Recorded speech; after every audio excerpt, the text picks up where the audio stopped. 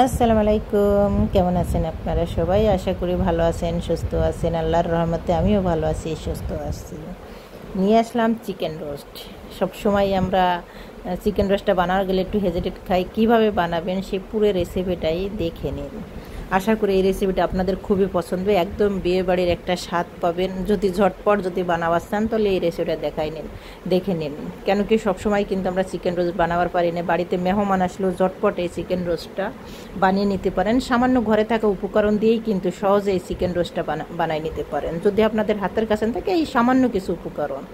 দেখুন আমি কিভাবে বানাই, পুরো রেসিপিটা অবশ্যই প্রথম থেকে শেষ পর্যন্ত দেখে নিন এবং সাথে থাকেন, পাশে থাকেন। যদি আমার ছোট ছোট রেসিপি যদি ভালো লাগে অবশ্যই লাইক, কমেন্ট এবং শেয়ার করে দেবেন, আমার পাশে থাকবেন। বিসমিল্লাহির রহমানির রহিম। এখানে আমি দুটো মরক নিয়েছি। সেটা হচ্ছে ছোট ছোট মুরগি বলেন, মরক বলেন, দেশি মুরগি যেটা ছোট, একদম মানে 700 গ্রামের মতন, মানে চুলে টুলে 600 গ্রামের মতন হয়েছে। আমি একটু লবণ মাখিয়ে সাইডে রেখে দিয়েছি। এখন আমি স্পেশাল একটা মশলা এখানে আমি তৈরি করি। এখানে নিয়েছি দই এবং দিয়ে দিলাম 2 থেকে 3 চামচের মতন টমেটো সস, আর দিয়ে দিলাম বাদাম বাটা। এখন খুব সুন্দর মিক্স করে সাইডে রেখে দেবো। এটা পরে ব্যবহার করো, কীভাবে ব্যবহার করো অবশ্যই জানতে হবে। দেখুন আমি পেঁয়াজের বেরেস্তা করে রেখে দিয়েছি। এখন মুরগিগুলো এখানে আমি খুব সুন্দর করে ভেজে দেবো। আমি 2টো মুরগি 8 ভাগ করেছি। আপনারা ছোটো ছোটো করতে, আপনারা এখানে যে কোনো মুরগি, আর একটা কথা, যে কোনো মুরগি এখানে ব্যবহার করা যাবে। সেটা দেশাল মুরগি হোক, কক মুরগি হোক, তারপরে সে যে কোনো মুরগির মাংস হোক আপনারা এখানে ব্যবহার করতে। এটা কিন্তু আমি বেশি ভাজবো না, বেশি ভাজলে কিন্তু একদম কড়াই যাবে, ড্রাই হয়ে যাবে। জাস্ট আমি কয়েক মিনিট ধরে এভাবে ভেজে নেব। ভাজা হয়ে গেছে। এখন ফোড়নে দিয়ে দিলাম তেজপাতা, এলাচ এবং দারচিনি। এখন দিয়ে দেব পেঁয়াজ বাটা। এখানে আছে পেঁয়াজ, আদা, রসুন, এই 3টে জিনিস বাটা আছে এবং তার সাথে আমি পেঁয়াজগুলো, কাঁচা পেঁয়াজ আমি দিয়ে দিলাম কিছুটা। কেন কি এতে দিলে কি হবে, কাঁচা পেঁয়াজের সাথে এবং এই পেঁয়াজ বাটাগুলো খুব সুন্দর করে, মশলাটা খুব সুন্দর করে ভুনা ভুনা হয়ে যাবে। সব কিছুর কাঁচা গন্ধটা একসাথে। আমি কিন্তু এই পথে রান্না করি চিকেন রোস্টটা, আমি এই জন্য শেয়ার করলাম। এই পথে একবার হলে এই রেসিপিটা ট্রাই করেন। দিয়ে দিলাম পরিমাণ মতন লবণ। এখানে জিরে বাটা এবং ধনে বাটা আমি ব্যবহার করেছি, পরিমাণ মতন আমি ব্যবহার করেছি। অবশ্যই আমি এখানে সমস্ত বাটা মশলাটাই ব্যবহার করেছি, আপনারা আগের থেকেও করে দিতে পারেন। তারপরে যে মশলাটা আমি গুলিয়ে রাখছিলাম সেই মশলাটা আমি দিয়ে দিলাম এখন। আর এটা আমি দিয়ে দিলাম যে চিকেন যে রোস্টের যে মশলাটা থাকে দোকানে কিনতে পাওয়া যায়, সেই চিকেন রোস্টের মশলাটাই আমি এখানে 2 চামচের মতন ব্যবহার করেছি। যত 2টো মুরগির জন্য আমি 1 চামচ 2 চামচ ব্যবহার করেছি। এখন খুব সুন্দর করে কষিয়ে নিব। এখানে কিন্তু আমি এন্তার কোনো মরিচের গুঁড়ো এখানে ব্যবহার করিনি। এখন আমি চিকেন যে রোস্টটা আমি করে দিয়েছিলাম, মশলাটা আমার একদম ভাজা ভাজা হয়ে গেছে। আগের থেকে যদি আপনারা পেঁয়াজটা একটু ভাজা নেন তা তো হবে, কিন্তু আমি পেঁয়াজটা কখনো ভাজি না, এই পথে আমি একসাথে ভেজে নিই। এখন ঢেকে দিয়ে কয়েক মিনিট এরম ভেজে নিব।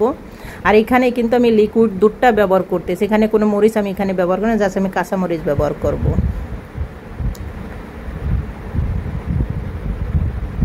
দেখুন মাশাআল্লাহ খুব সুন্দর একটা কালার আসছে। আমি বিয়ে বাড়ির স্বাদ আনার জন্য কিন্তু এখানে আমি দুধ ব্যবহার করেছি, কোনো পানি ব্যবহার করিনি। আপনারা এখানে পানিও ব্যবহার করতে, কিন্তু তার চেয়ে বেশি ভালো হবে যদি দুধ ব্যবহার করেন। এখানে প্রায় আমার আধা লিটারের উপরে কিন্তু এখানে আমি দুধ ব্যবহার করছি। এই দুধটাই কিন্তু আমি পুরোটা কুক করে নেব এবং মশলাটা পুরোটাই কিন্তু আমি এখানে করে নেব। আর সরি, একটা জিনিস বলতে আমি ভুলে গেছি, সেটা আছে যখন আমি পেঁয়াজ বাটছিলাম তার ভিতর কিন্তু আমি এখানে একটার মতন, মানে লাল মরিচ, যেটা একটার মতন আমি এখানে লাল মরিচ ব্যবহার করেছিলাম, জাস্ট একটু ইসের জন্য। সেটা কিন্তু বেশি ঝাল নয়, সামান্য একটু একসাথে বেটে নিয়েছিলাম, এটা অপশনাল। এখন আমি দিয়ে দিলাম ভাজা গরম মশলা আমি 1 চামচের মতন ব্যবহার করেছি। আমি যে মশলাটা ঘরে বানিয়ে নেই সেই মশলাটাই আমি সবসময় সব চিকেনে বলেন, তারপর গরুর মাংস সব কিছুতেই কিন্তু ব্যবহার করা যায়। এটা কিন্তু আমি 1 চামচের মতন ব্যবহার করলাম। কয়েকটা কাঁচামরিচ এখানে আমি ব্যবহার করেছি। এটা লাস্টে এখন কিছু বেরেস্তা আমি উপর থেকে দিয়ে দেব। দেখুন উপর থেকে দিয়ে আমি কয়েক মিনিট ঢেকে একদম, দেখুন উপরে তেল ছেড়ে দিয়েছে। আমি কিন্তু এখানে পরিমাণ তেল দিয়ে আমি রান্না করছি। যত রোস্টে বেশি তেল, আমি কিন্তু যত আমাদের বাড়িতে মানুষের এমনি তেলের সমস্যা আছে এই জন্য তেলটা কমই ব্যবহার করেছি। দেখুন মাশাআল্লাহ খুব সুন্দর একটা কালার আসছে। আমার রোস্টটা কিন্তু রান্না একদম কমপ্লিট হয়ে গেছে। এখন আমি নামিয়ে নেব। আর এটা কিন্তু সাদা পোলাও, গরম পোলাও, যে কোনো পোলাওর সাথে কিন্তু দুর্দান্ত। দেখুন কালার কত সুন্দর কালার আছে, একদম সহজ একটা রেসিপি। উপর থেকে আমি কিছু বেরেস্তা দিয়ে দিলাম, কেন কি যদি গ্রাম অঞ্চলে আপনারা যদি এই রোস্টের রেসিপিটা যদি চান তাহলে এই রেসিপিটা ফলো করে রোজ বানিয়ে নেবেন, অসাধারণ একটা টেস্ট পাবেন। আর এর গ্যাবিটা যে এত টেস্ট হয়েছিল, আমার ভাই বোন খেয়ে মাশাআল্লাহ অসাধারণ টেস্ট হয়েছে। একবার হলে এই রেসিপিটা ট্রাই করেন। গ্রামের পদ্ধতিতে এই রেসিপিটা আমি শেয়ার করলাম, কেন কি আমাকে গ্রামে এই পথে বানাই, এই জন্য আমি ভাবলাম এই রেসিপিটা আপনাদের মাঝে শেয়ার করি। আশা করি এই রেসিপিটা আপনাদের খুবই পছন্দ হবে। যদি পছন্দ অবশ্যই লাইক, কমেন্ট এবং শেয়ার করে দেবেন। আমার চ্যানেলটা সাবস্ক্রাইব করে আমার পাশে থাকবেন আপনারা। আর দেখুন অসাধারণ একটা রোস্টের একটা রেসিপি শেয়ার করলাম। আমাদের ঐতিহ্যবাহী গ্রামে কিভাবে রোস্ট বানায় সেই রেসিপিটাই শেয়ার করলাম। একদম হাতে থাকা কিছু উপকরণ দিয়েই সহজে বানিয়ে নিতে পারেন রোস্টের রেসিপি। মাশাল্লাহ মাশাল্লাহ। তাহলে সামনে আসপা লাগছে ঈদ, ধরতে গেলে চলে আসছে আর কয়দিন পর। এরকম যদি মেহমান আসে ঝটপট বানিয়ে নিন গ্রামের এই পদ্ধতির রোস্টের রেসিপি। সবাই ভালো থাকেন, সুস্থ থাকেন, আল্লাহ হাফেজ।